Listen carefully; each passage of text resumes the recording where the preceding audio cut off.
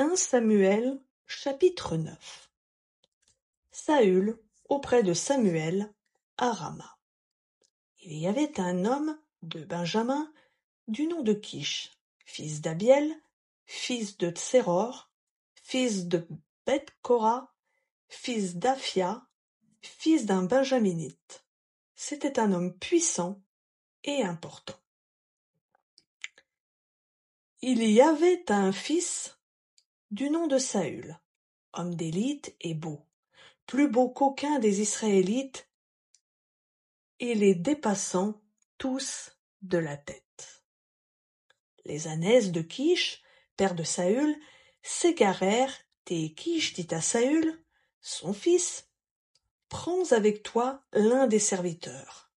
Lève-toi, va rechercher les ânesses. » Il traversa les monts d'Éphraïm et traversa le pays de Shalisha, sans les trouver.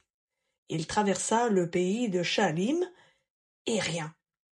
Il traversa le pays de Benjamin, sans les trouver. Ils étaient arrivés dans le pays de Tsouf, lorsque Saül dit à son serviteur, qui était avec lui, « Viens, retournons de peur que mon père, cessant de penser aux ânesses, ne soit en peine de nous. » Il lui répondit, « Il y a justement dans cette ville un homme de Dieu, et c'est un homme considéré. Tout ce qu'il dit ne manque pas d'arriver. Allons-y donc.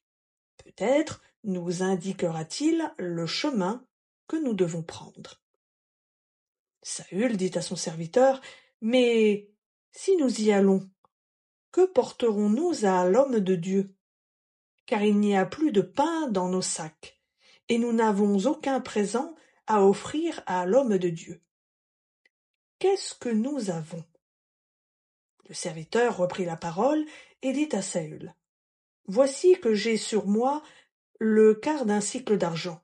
Je le donnerai à l'homme de Dieu, et il nous indiquera notre chemin. » Autrefois en Israël, l'homme qui allait consulter Dieu disait, « Venez, allons chez le voyant. » Car celui qu'on appelle aujourd'hui le prophète s'appelait autrefois le voyant.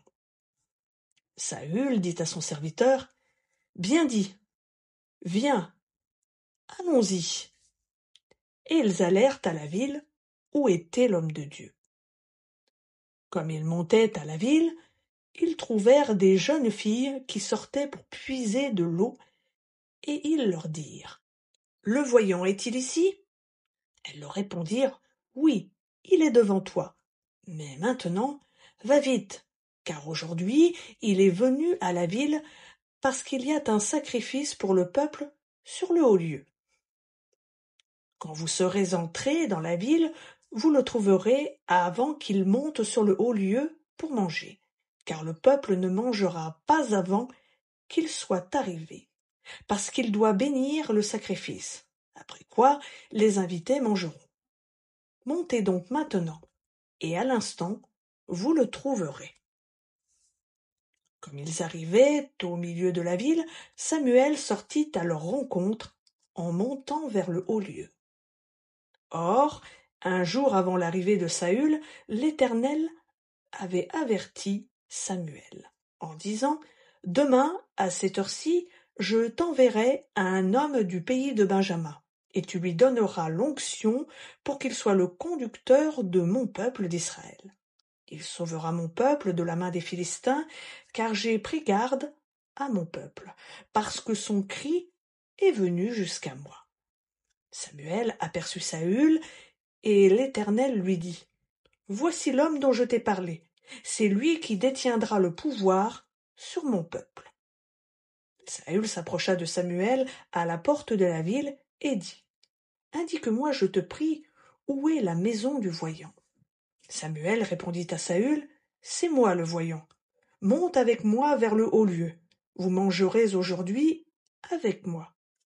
Je te laisserai partir au matin et je t'indiquerai tout ce qui est dans ton cœur. Ne t'inquiète pas de tes ânesses perdues. Il y a aujourd'hui 3 jours qu'elles sont retrouvées. À qui sera tout ce qu'il y a de précieux en Israël? n'est-ce pas à toi et à toute la maison de ton père? Saül répondit, ne suis-je pas benjaminite, de l'une des plus petites tribus d'Israël? Mon clan n'est-il pas le plus petit de tous les clans des tribus de Benjamin? Pourquoi donc me parles-tu de la sorte? Samuel prit Saül et son serviteur, les fit entrer dans la salle et leur donna une place à la tête des invités, qui étaient environ 30 hommes. Samuel dit au cuisinier, « Sers la part que je t'ai donnée en te disant, mets-la de côté. » Le cuisinier préleva la cuisse et ce qui l'entoure, et la plaça devant Saül. Et Samuel dit, « Voici ce qui a été réservé. Mets-le devant toi et mange, car on l'a, pour ainsi dire, gardé pour toi au moment où j'ai invité le peuple. » Ainsi Saül mangea avec Samuel ce jour-là. Ils descendirent du haut lieu à la ville, et Samuel s'entretint avec Saül sur le toit. Puis ils se levèrent de bon matin. Dès l'aurore, Samuel appela Saül sur le toit et dit, « Lève-toi, et je te laisserai partir. » Saül se leva, et ils sortirent dans la rue, tous deux ensemble, lui et Samuel. Quand ils furent descendus à l'extrémité de la ville, Samuel dit à Saül, « Dis à ton serviteur de passer devant nous. » Celui-ci passa devant. « Arrête-toi maintenant, reprit Samuel, et je te ferai entendre la parole de Dieu. »